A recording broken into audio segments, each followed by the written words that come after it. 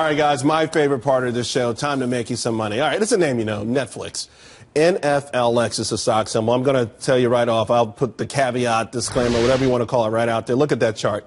It's pretty volatile. Now, I was lucky enough the last 2 times to buy it on dips to make a huge amount of money. So I've been waiting for this next dip. I got a downgrade yesterday. I really don't care.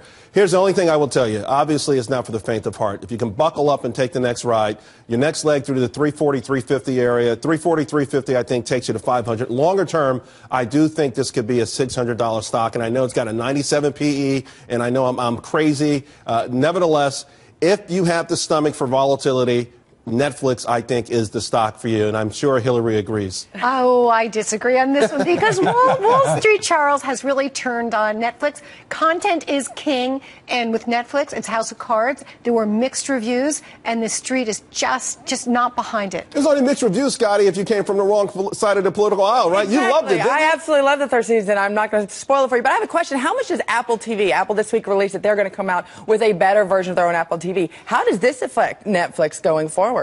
I don't think it's going to have an impact on it at all. No, I mean, I think this is a play of millennials. I don't care what the P is now. You're looking at earnings last year of $3 to $25 3 years from now is what the estimates are. I mean, you can't find growth like that many places. This is the future. Somebody would either buy them or would they be much higher in a few years. When I finally bought Netflix, this is the reason I finally bought it about 4 or 5 years ago. We were sitting at home one day and I found out everyone in the house had it but me. Like everybody in the house, everyone had Netflix. You bought it, then you know you can share accounts, Charles. Listen, okay, but everyone... you didn't have to buy your own subscription. In my house, we don't share, okay? I just found it's like cell phones, and no one picks up the house phone. And to the millennial thing, Ron, here's the thing.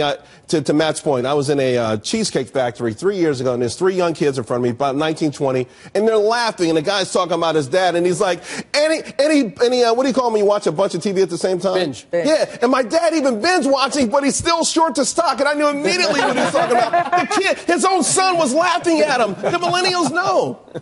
Now, you're a bold pilot. I'm more of an old pilot. So here's the deal. You could buy Apple at 14 times. You could Microsoft at 18 times. You know what? You don't have to take Dramamine. All right. You don't have to Here we go, guys.